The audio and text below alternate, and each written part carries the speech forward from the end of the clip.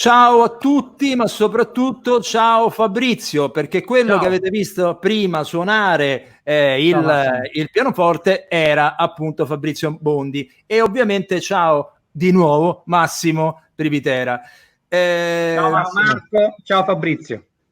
allora, veniamo alla musica, veniamo a noi Fabrizio. Ti sei scelto un tema di Hans Zimmer un po' diverso da quello che noi ci aspettiamo, no che noi, che si aspettano un po' tutti, cioè l'Hans Zimmer epico, il gladiatore e via discorrendo. No, tu sei andato a scegliere un Hans Zimmer commedia, no? Perché Sì, trattasi di quale film? Allora, L'amore non va in vacanza del The Holiday. 2006 di Nancy Meyers, tra l'altro commedia simpaticissima, divertentissima. E poi Massimo, diglielo te, cioè qui c'è Jack Black che poi fa una parte molto attinente a questo programma.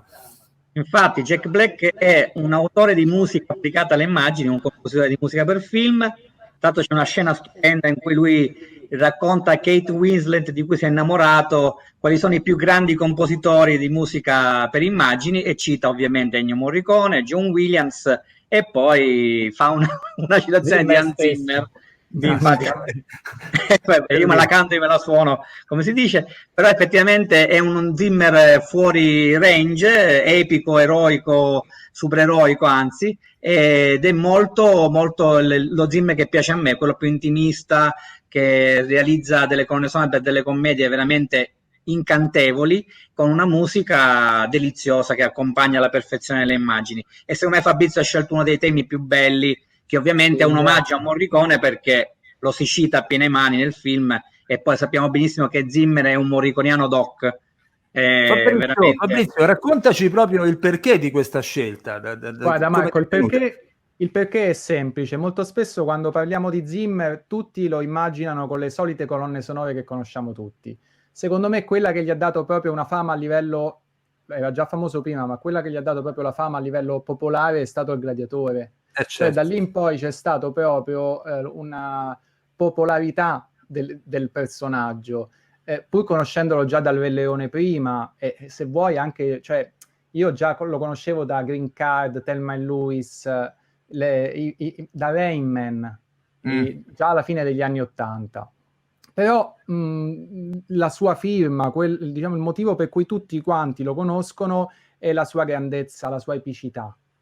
Io volevo un pochino spostarmi da questo, anche per fare un discorso non di protesta, ma di comprendere come poi all'interno delle sfumature di un compositore non c'è solamente il suo stile, cioè qualcosa che lo distingue e lo caratterizza in maniera particolare, per cui diremmo, ok, Hans Zimmer è il gladiatore, è il brano Timed Inception, è Interstellar, è questo tipo di persona, è Batman, se vuoi.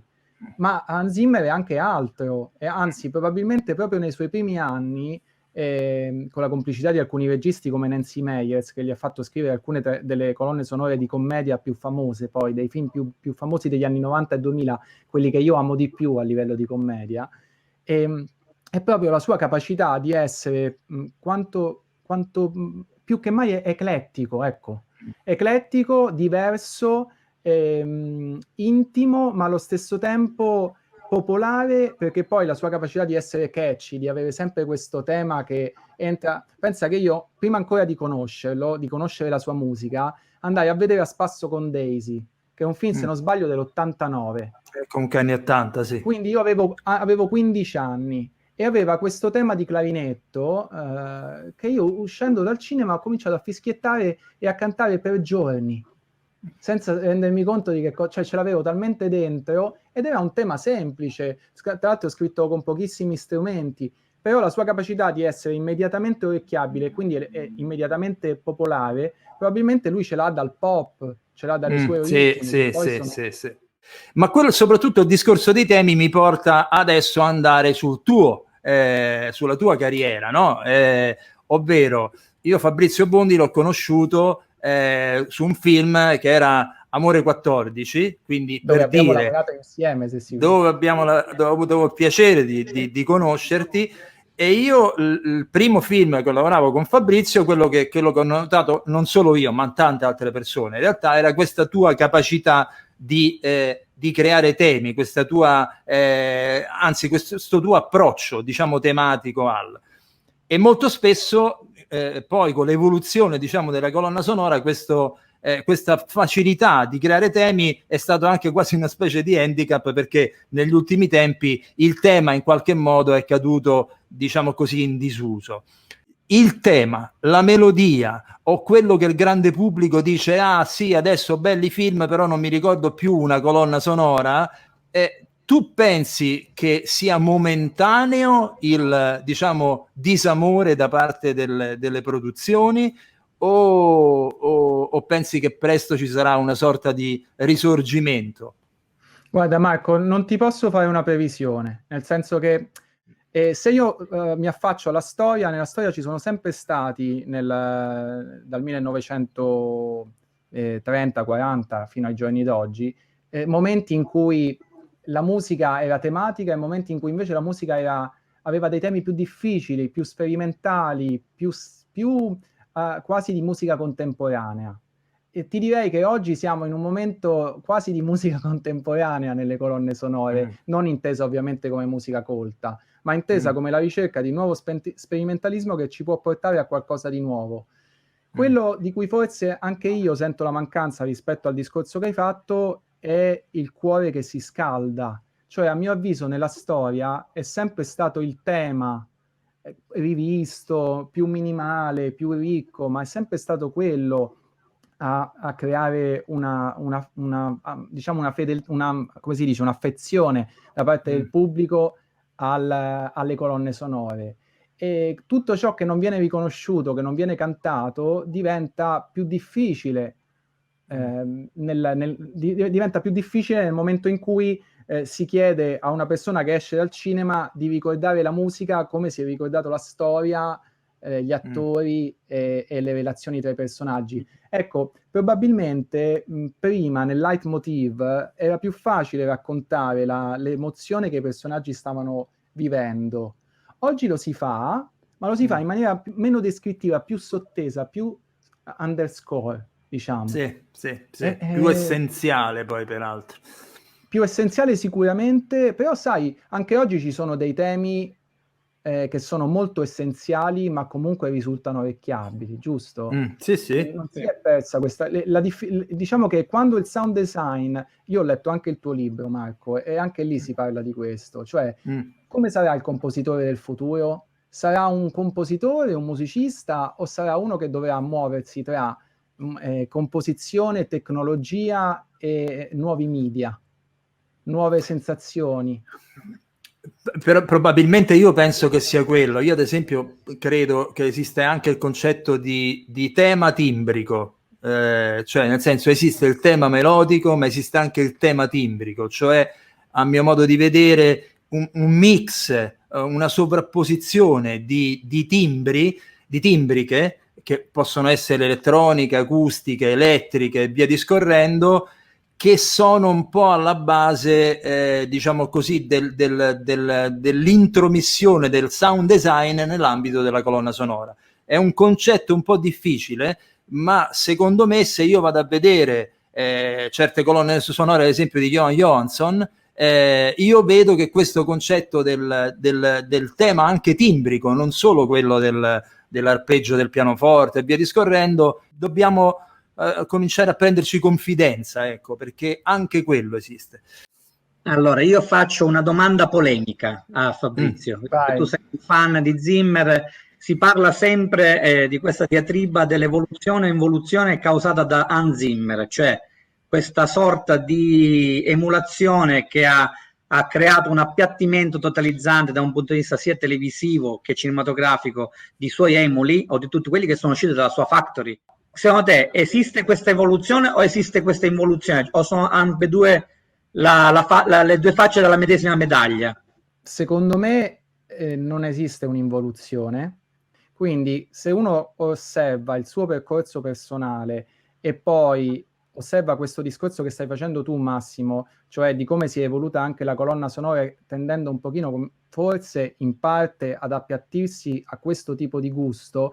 Mi viene da dire che è tutto parte di una evoluzione, perché quindi non c'è assolutamente questo discorso di involuzione, perché, ti ripeto, sarebbe come dici tu se ci fissassimo su 1, 2, 3 stili di Hans Zimmer, ma per me Hans Zimmer è tutto, da quello che faceva nel 1980 a quello che fa oggi. Quindi come si fa a parlare di involuzione in un discorso del genere? Se lui è uno probabilmente dei compositori, a mio avviso, meno attaccati a un proprio stile. Certo, ma d'altronde quando abbiamo esordito presentando questo monografico abbiamo detto che comunque Zimmer è uno sperimentatore delle colonne sonore e c'è il suo stile riconoscibile, ben dichiarato. Poi posso dire, per concludere questo discorso, perché non fa capolino nelle vostre, nel vostro confronto, esiste anche la committenza, ragazzi, cioè esiste anche che anche a Zimmer gli chiedono di fare una colonna sonora di quel tipo anziché di quell'altra, cioè quindi secondo me poi alla fine certe decisioni o certe correnti di Zimmer sono molto dovute anche secondo me, a quello che gli viene chiesto. Probabilmente la mia passione per la sua musica è dovuta anche a una proiezione, cioè io ho la sensazione che ogni volta che lui si trovi davanti a una storia, si trovi davanti a un mare inesplorato, dove lui col suo peschereccio va e con una luce e va a vedere che cosa succede, che cosa c'è. Questo è bellissimo perché è come se ti facesse dire non rimanere sempre te stesso, ma cerca di, a servizio di qualcun altro, come dice Marco, o di qualcos'altro, come è la storia di un film, ti permette di esplorare delle parti di te che magari ancora non conosci. E credo che questa sia la cosa più bella della creatività, cioè non doversi rifugiare in quello che già sai fare, ma in quello che ancora puoi scoprire di te. Almeno ci evolviamo o ci involviamo, non so, permetti questo termine, Guarda, ma comunque cambiamo. No, io sono stra d'accordo con te, come peraltro io sento le tue parole e sai, a forza di parlare con compositori ormai da tempo a questa parte, mi faccio un'idea, cioè ci sono dei punti in comune a tutti, cioè questo che hai detto adesso è un punto in comune a tutti, cioè nel senso il compositore si mette di fronte al nuovo film che deve fare, siccome molto spesso, anzi dovrebbe essere sempre influenzato dalle immagini, dal soggetto, quindi ogni volta è un viaggio nuovo, che magari quella volta su quel film lì ti ricorda quell'altro e pensi che il tuo approccio possa essere più o meno uguale, ma poi ogni volta è una storia nuova, entrano in scena tante questioni, dal regista al montatore al produttore, al materiale che hai davanti, insomma, morale, secondo me il compositore è propria del compositore di musica applicata questa apertura proprio che le fa ogni volta cercare di rimettersi in gioco. Ma io adesso andrei proprio, finirei qui il discorso Zimmer con te, e la domanda che ti volevo fare era: allora, tu sei uno dei musicisti, compositori italiani che io conosco che ha fatto un'esperienza extra italiana, cioè in America, a Los Angeles. Allora, la domanda che ti faccio è proprio questa: dal punto di vista operativo, professionale, proprio puro, del mestiere, ecco, che cosa hai trovato nella scena americana che magari di molto diverso rispetto a quello che abbiamo noi? Guarda Marco, io ho avuto diciamo due campi di lavoro diversi negli Stati Uniti. Uno è stato alcune serie televisive, ma docu-serie, quindi non la fiction come può essere quelle che trovi su Netflix, eccetera, ma documentari e fiction realizzate mentre accadevano cose. Ok, e diciamo che questo è un aspetto, ti dirò dopo perché. L'altro è proprio il cinema, l'esperienza cinematografica. Nel primo caso, ti devo dire che negli ultimi anni, almeno per quella che è stata la mia esperienza, c'è una sempre più forza dei montatori che utilizzano la musica in maniera merce, proprio merce di scambio. Ma perché noi competiamo in quel caso con le library ormai di migliaia di pezzi ci troviamo poi a scontrarci con questo tipo di figure che sono invece abituate a lavorare in maniera diversa. Tutto è funzionale al tempo che ci metti e alla velocità, cioè e alla comunicazione del risultato senza tanta profondità d'animo, diciamo, a mio avviso, per quella che è stata la mia esperienza nelle 2 o 3 serie che ho seguito. E un discorso diverso invece merita l'aspetto cinematografico e anche l'aspetto televisivo, dove c'è qualcuno che veramente vuole una figura della musica originale, che non è sempre richiesta ormai. Nel mio caso, col film che ho fatto nel 2018, è un film dell'orrore, tra l'altro, che è un genere che io non avevo mai... Vedi, a proposito di mettersi in gioco, io sono andato negli Stati Uniti, ho conosciuto queste persone che erano persone che avevano lavorato con alcuni registi italiani con i quali io avevo lavorato, registi, montatori, alcune persone. Mi hanno presentato, mi hanno introdotto. La prima cosa incredibile è che tutti mi hanno risposto e tutti mi hanno visto, cioè tutti mi hanno incontrato.